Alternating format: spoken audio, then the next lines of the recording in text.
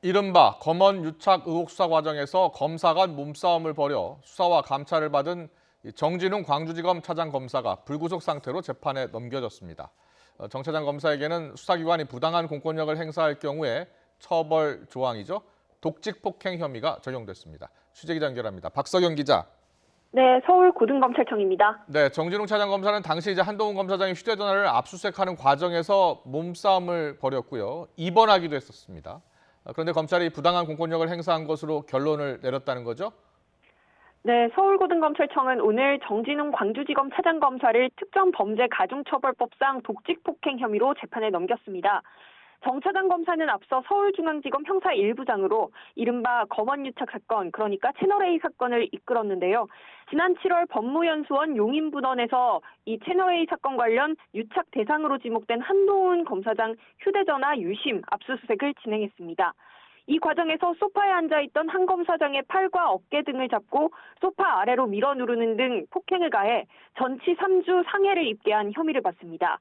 당시 한 검사장은 곧바로 공권력을 이용한 독직폭행이라며 서울고검에 감찰을 요청했습니다. 독직폭행은 공무원이 지위나 직무를 남용해 폭행을 저지른 것으로 일반 폭행보다 무겁게 처벌됩니다.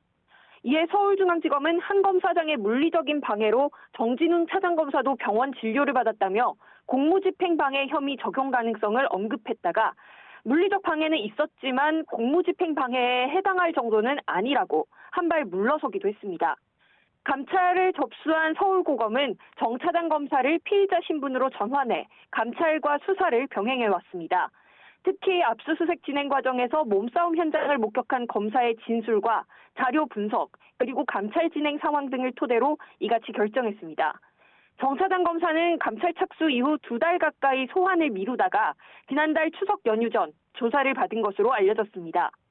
서울고검은 형사사건 처리와 별도로 감찰 사건이 진행 중이라며 검사에 대한 징계 청구권은 검찰총장에게 있는 만큼 대검과 협의해 필요한 후속 절차를 진행하겠다고 밝혔습니다.